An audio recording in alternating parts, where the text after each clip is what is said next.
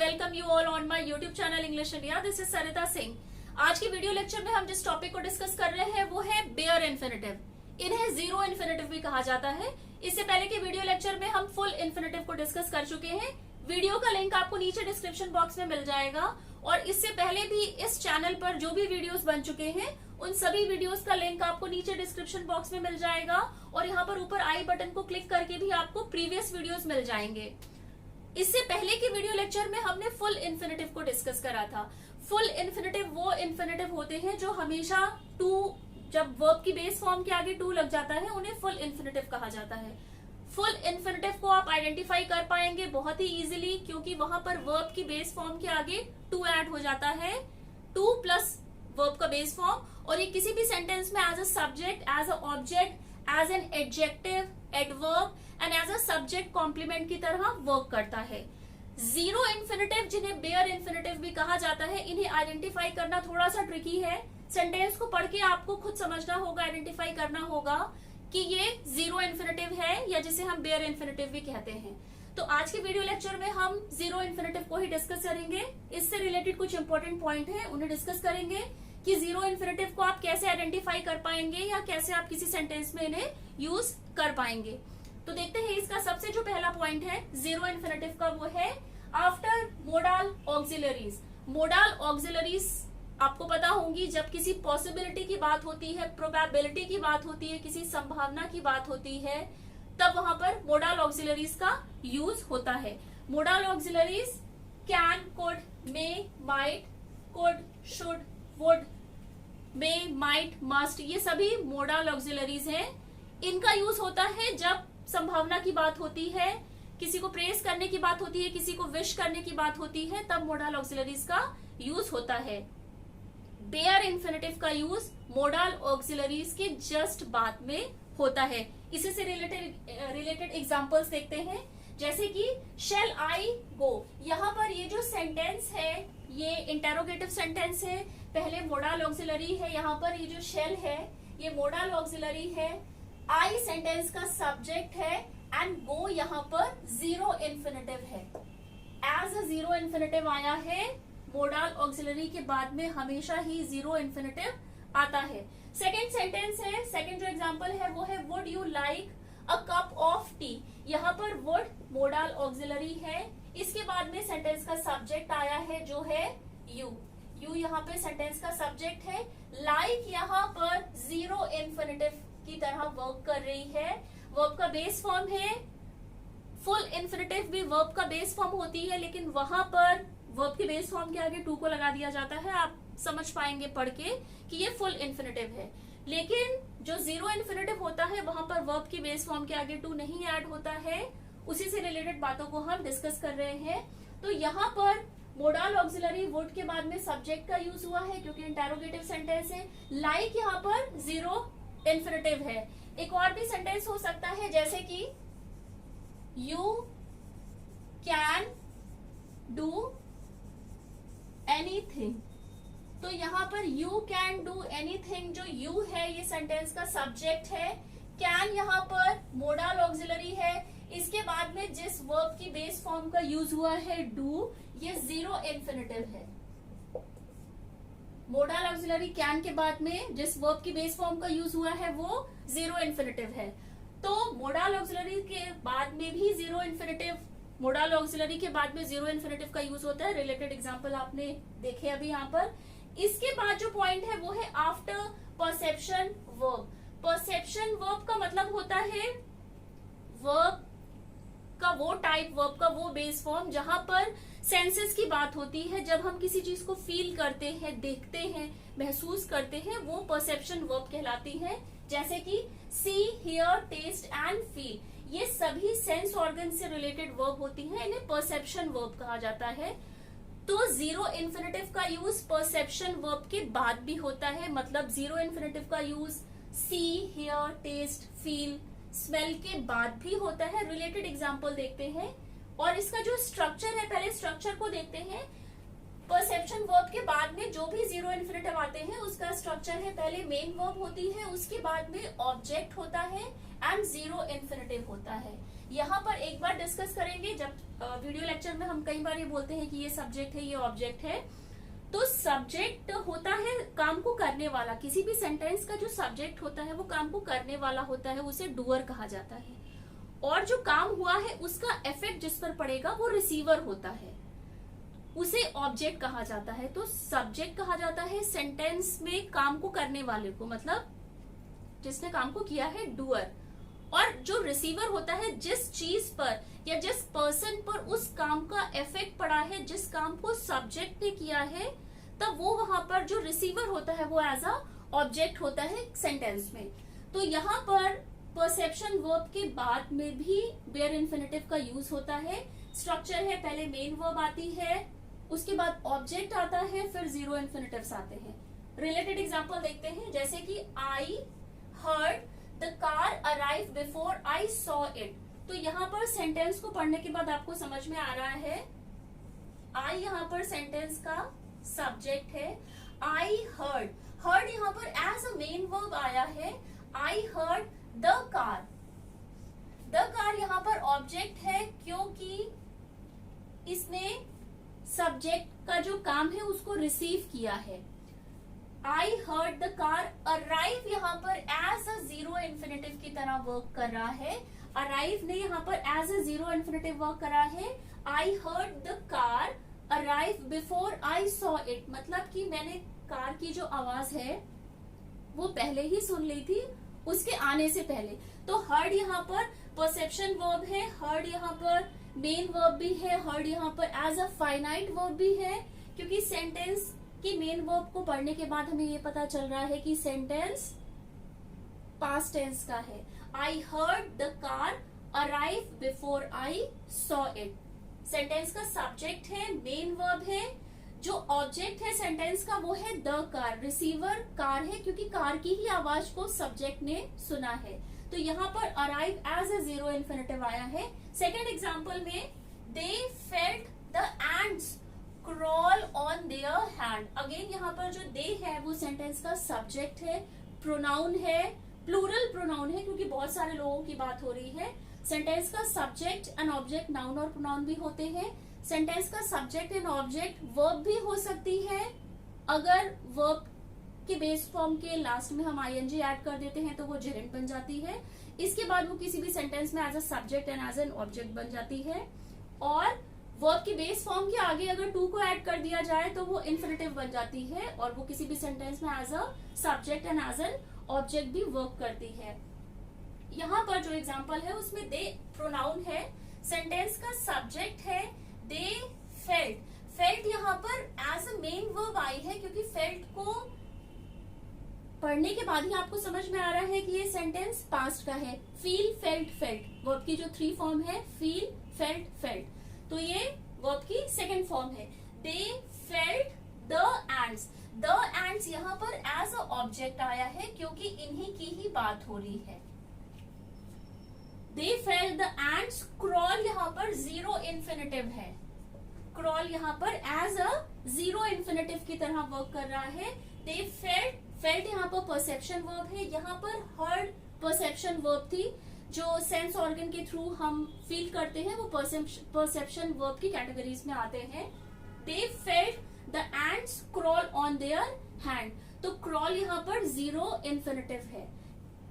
Third point है with the verb let and make. Zero infinitive का use let and make के बाद भी होता है। स्ट्रक्चर को पहले देखते हैं, लेट मेक प्लस उसके बाद में ऑब्जेक्ट आता है एंड देन उसके बाद में जीरो इन्फिनेटिव आता है। रिलेटेड एग्जांपल्स देखते हैं, जैसे कि एक बात यहाँ पर डिस्कस करेंगे, जो मेक है, मेक का यूज हम तब करते हैं जब हम किसी अदर पर्सन को फोर्स करते हैं कुछ काम करने के लिए। जब हम किसी अपने से अलावा किसी सेकंड पर्सन पर हम दबाव डालते हैं या जोर देते हैं किसी काम को करने का, तब वहां पर मेक वर्ब का यूज होता है। और मेक के थ्री फॉर्म है, मेक, मेक इसका बेस फॉर्म है, सेकंड फॉर्म है इसका मेड, एंड थर्ड फॉर्म भी इसका है मेड। तो ये V1 है, ये V2 है एंड ये V3 है। मेक का यूज हम करते हैं जब जब हमें किसी दूसरे पर्सन से काम को करवाना होता है। रिलेटेड एग्जांपल देखते हैं। Let me work in peace, जैसा कि अभी हमने डिस्कस करा था स्ट्रक्चर को, लेट एंड मेक के बाद में ऑब्जेक्ट आता है, तो यहाँ पर लेट के बाद में जो मी है वो एज अ ऑब्जेक्ट आया है, क्योंकि इसी पर ही काम का असर पड़ा है, इस पर ही जो काम है वो उसका इफेक्ट पड़ा है, वो खुद की ही बात कर रहा है। Let me work in peace, work यहाँ पर एज अ जीरो इन्फिनिटिव आया है, स्ट्रक्चर के अकॉर्डिंग लेट प्लस ऑब्जेक्ट आता है, मी यहाँ पर एज अ ऑब्जेक्ट आया है, प्रोनाउन है, ऑब्जेक्टिव केस का प्रोनाउन है। Let me work in peace. Second example है इसका, यू मेक मी लाफ, ये वर्ब का फर्स्ट फॉर्म है, सेंटेंस का सब्जेक्ट है यू, यू मेक मी यहाँ पर एज अ ऑब्जेक्ट आया है, you make me laugh, laugh यहाँ पर जीरो इन्फिनिटिव है, क्योंकि यहाँ पर सेंटेंस के सब्जेक्ट ने जो काम किया है उसका इफेक्ट पड़ा है ऑब्जेक्ट पे। मी यहाँ पर ऑब्जेक्ट है, प्रोनाउन है, ऑब्जेक्टिव केस का प्रोनाउन है। You make me laugh, laugh यहाँ पर जीरो इन्फिनिटिव है, लाफ का यूज हुआ है, वर्ब के बाद ऑब्जेक्ट आया है, ऑब्जेक्ट के बाद में जो वर्ब यूज हुई है वो लाफ है एंड वो जीरो इन्फिनिटिव है, लाफ। लास्ट एग्जाम्पल है, Ram was made to work on holiday. अब यहाँ पर जो लास्ट जो एग्जाम्पल लिखा हुआ है, Ram was made to work है यहाँ पर, अब यहाँ पर मेड है और मेड के बाद में फुल इन्फिनिटिव आ गया है। मेड यहाँ पर जैसा कि अभी हमने डिस्कस करा, लेट एंड मेक के बाद में जीरो इन्फिनिटिव आता है, लेकिन ये मेड के बाद में यहाँ पर फुल इन्फिनिटिव है। इसका रीजन ये है कि ये जो सेंटेंस है ये पैसिव वॉइस में है, तो ये बात आपको ध्यान रखनी है। राम यहाँ पर सेंटेंस का सब्जेक्ट है, सब्जेक्ट है, मेड यहाँ पर आया है, मेक का सेकेंड फॉर्म है, Ram was made to work on holiday, तो मेड के बाद में यहाँ पर जो टू वर्क है ये फुल इन्फिनिटिव है, क्योंकि वर्क से पहले टू ऐड हुआ है, क्योंकि ये सेंटेंस पैसिव वॉइस का है। पैसिव वॉइस वो वॉइस होती है जहां पर जो मेन एम्फोसिस है वो ऑब्जेक्ट पे होता है। पैसिव वॉइस वो होती है जहां पर मेन एम्फोसिस हमेशा ऑब्जेक्ट पे होता है, एंड एक्टिव वॉइस वो वॉइस होती है, एक्टिव वॉइस में हमेशा ही जो मेन एम्फोसिस है वो सेंटेंस के सब्जेक्ट पे होता है। तो एक्टिव एंड पैसिव वॉइस में आप ये बात ध्यान में रखिएगा कि एक्टिव वॉइस में जो मेन एम्फोसिस है वो हमेशा से सब्जेक्ट पे रहता है, एंड पैसिव वॉइस में जो सारा मेन एम्फोसिस है वो काम को रिसीव करने वाले के ऊपर रहता है, रिसीवर पे रहता है, मींस ऑब्जेक्ट पे रहता है। तो जो लास्ट का यहाँ का सेंटेंस है, यहाँ पर मेड के बाद में फुल इन्फिनिटिव का यूज इसलिए हुआ है क्योंकि ये पूरा सेंटेंस जो है वो पैसिव वॉइस में है। तो जब पैसिव वॉइस में मेक का कोई भी फॉर्म आएगा तो उसके बाद में फुल इन्फिनिटिव का ही यूज होगा, ये बात आपको ध्यान में रखनी है। तो अभी यहाँ पर हमने जो भी पॉइंट डिस्कस करे हैं उसमें जो हमारा फर्स्ट पॉइंट था कि जीरो इन्फिनिटिव का यूज हम करते हैं मोडाल ऑक्सिलरीज के बाद में। इसके बाद जो परसेप्शन वर्ब होते हैं जैसे कि see, here, feel, test, smell, ये सभी परसेप्शन वर्ब्स हैं। इनके बाद में जीरो इन्फिनिटिव का यूज होता है, वर्ब की बेस फॉर्म का यूज होता है जिसे जीरो इन्फिनिटिव कहा जाता है। और जो वर्ब लेट एंड मेक है उसके बाद भी जीरो इन्फिनिटिव का यूज होता है। मेक के बाद में जीरो इन्फिनिटिव का यूज होता है, लेकिन अगर मेक, मेड, मेड, मेड का यूज अगर पैसिव वॉइस में हुआ है तो उसके बाद में जिस इन्फिनिटिव का यूज होगा वो फुल इन्फिनिटिव होगा। तो ये बात आपको ध्यान में रखनी है। इसके बाद दो और इसी से रिलेटेड पॉइंट है, उन्हें भी हम डिस्कस करते हैं। जीरो इन्फिनिटिव का यूज रिलेटिव प्रोनाउन के बाद होता है और वो रिलेटिव प्रोनाउन है वाई। वाई के अलावा जो भी रिलेटिव प्रोनाउन है उनके बाद में फुल इन्फिनिटिव का यूज होता है। सिर्फ वाई एक ऐसा रिलेटिव प्रोनाउन है जिसके बाद में जीरो इन्फिनिटिव का यूज होता है जब किसी को सजेशन दिया जाता है in a form of question. जब हम किसी को सजेशन देते हैं क्वेश्चन के फॉर्म में, वहां पर जब रिलेटिव प्रोनाउन वाई का यूज होता है उसके बाद में जीरो इन्फिनेटिव का यूज होता है। एग्जाम्पल को देखते हैं। With the relative pronoun why, जैसा कि मैंने आपको अभी बताया कि रिलेटिव प्रोनाउन वाई के बाद में जीरो इन्फिनेटिव का यूज होता है अगर use to make suggestion in the form of a question. अगर हम किसी को सजेशन देते हैं in a form of question तो वहां पर जीरो इन्फिनेटिव का यूज होता है। रिलेटेड एग्जाम्पल देखते हैं, जैसे कि why leave before the end of the match.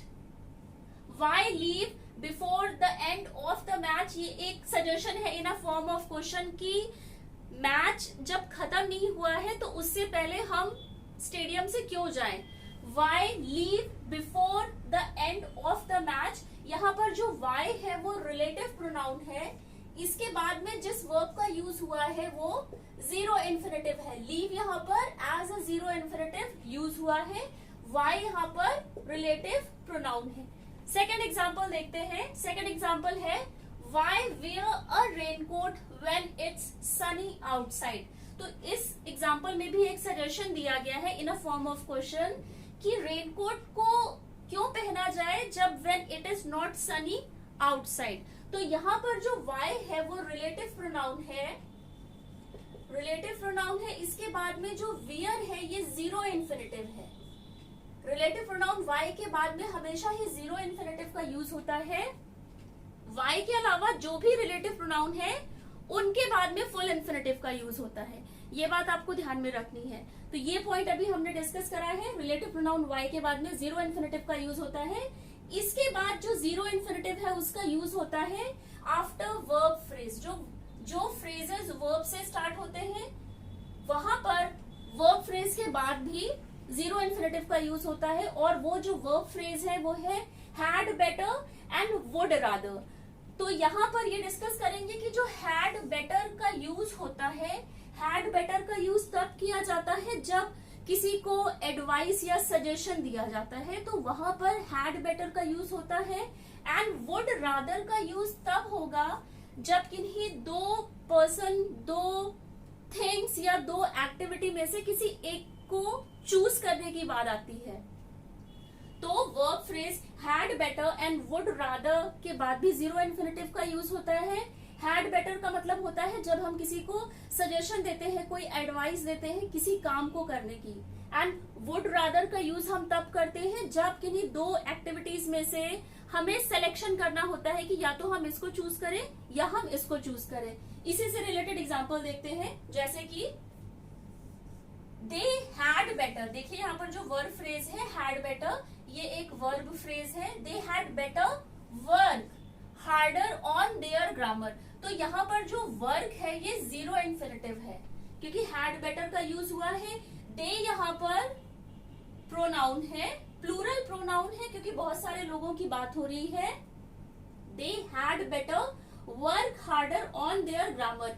यहाँ पर एक एडवाइस दी जा रही है, एक सजेशन दिया जा रहा है कि उन्हें अपनी ग्रामर पे वर्क करना पड़ेगा, काफी वर्क करना पड़ेगा उसको सुधारने के लिए। तो जब हम किसी को एडवाइस देते हैं, सजेशन देते हैं तो वहां पे हैड बेटर का यूज होता है। सेकंड एग्जांपल देखते हैं।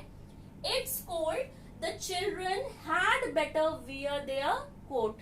तो यहाँ पर भी द चिल्ड्रन सेंटेंस का सब्जेक्ट है। हैड बेटर यहाँ पर एक वर्ब फ्रेज है एंड इसके बाद जिस वर्ब का यूज हुआ है वो है जीरो इन्फिनेटिव। वियर यहाँ पर जीरो इन्फिनेटिव का काम कर रही है। यहाँ पर भी एक एडवाइस और सजेशन दिया गया है कि जब बाहर कोल्ड है, जब बाहर ठंडा है तो इट्स बेटर कि बच्चों को कोट पहनने को दिया जाए। It's cold the children had better wear their coats. तो हैड बेटर के बाद में भी जीरो इन्फिनेटिव वियर का यूज हुआ है। नेक्स्ट एग्जांपल देखते हैं। तो ये तो हमारे जो दो एग्जांपल थे ये हैड बेटर से रिलेटेड थे। जो नेक्स्ट एग्जांपल है हमारे वो वुड रादर से रिलेटेड है। एग्जांपल देखते हैं। I would rather stay at home than go out tonight. तो यहाँ पर भी जो वुड रादर है इसके बाद में जीरो इन्फिनेटिव का यूज हुआ है। ये स्टे यहाँ पर जीरो इन्फिनेटिव है। यहाँ पर भी जैसा कि मैंने आपको बताया कि वुड रादर का यूज होता है जब हमको सिलेक्शन करने की बात आती है किन्हीं दो चीजों में से, तो I would rather stay at home than go out टू नाइट, मतलब जो सब्जेक्ट का सेंटेंस है उसने प्रिफर किया है घर के अंदर रहने से बजाय कि वो घर के बाहर जाए, तो प्रेफरेंस की बात हो रही है यहाँ पे। लास्ट एग्जाम्पल है I would rather play than sleep. यहाँ पर भी वुड रादर के बाद जिस वर्ब का यूज हुआ है वो है जीरो इन्फिनेटिव। आई यहाँ पर सेंटेंस का सब्जेक्ट है, वुड रादर वर्ब फ्रेज है, और यहाँ पर वुड रादर के बाद में प्ले का यूज हुआ है। प्ले यहाँ पर एज जीरो इन्फिनेटिव आया है। I would rather play than sleep. Selection की बात हो रही है कि मैं खेलना पसंद करूंगा सोने से ज्यादा, तो सिलेक्शन की बात हो रही है। तो यहाँ पर अभी हमने डिस्कस करा है कि जीरो इन्फिनेटिव का यूज हम करते हैं रिलेटिव प्रोनाउन वाई के बाद में। रिलेटिव प्रोनाउन जब एज ए सजेशन आता है, किसी क्वेश्चन को पूछता है, when it is used as a question, when it is used as a suggestion in the form of question. Related example हमने डिस्कस करे। इसके बाद जो had better and would rather है, इसका भी यूज होता है जीरो इन्फिनेटिव से जस्ट पहले। हैड बेटर का यूज होता है जब एडवाइस देते हैं, एंड वुड रादर का यूज होता है जब किन्हीं दो चीजों में से सिलेक्शन की बात होती है। तो आज के वीडियो लेक्चर में हमने जीरो इन्फिनेटिव को डिटेल में डिस्कस करा है। जीरो इन्फिनेटिव कहाँ पर आता है? जीरो इन्फिनेटिव मोडाल ऑक्सिलरी के बाद में आता है, परसेप्शन वर्ब के बाद में इसका यूज होता है, लेट एंड मेक के बाद भी जीरो इन्फिनेटिव का यूज होता है, और रिलेटिव प्रोनाउन वाई के बाद में जीरो इन्फिनेटिव का यूज होता है, and had better and would rather के बाद में जीरो इन्फिनेटिव का यूज होता है। तो आज की वीडियो लेक्चर में बस इतना ही। वीडियो अगर आपको पसंद आया है तो चैनल को लाइक, सब्सक्राइब एंड शेयर जरूर करिएगा। बेल आइकन को प्रेस कर दीजिएगा, आपको टाइम पे सारे वीडियोस के नोटिफिकेशन मिलते रहेंगे। और इससे पहले भी जो भी वीडियोस इस चैनल पर बने हैं उन सभी वीडियोस का लिंक आपको नीचे डिस्क्रिप्शन बॉक्स में मिल जाएगा। तो आज के वीडियो लेक्चर में बस इतना ही। मिलते हैं अपने नेक्स्ट वीडियो लेक्चर में। Till then take care.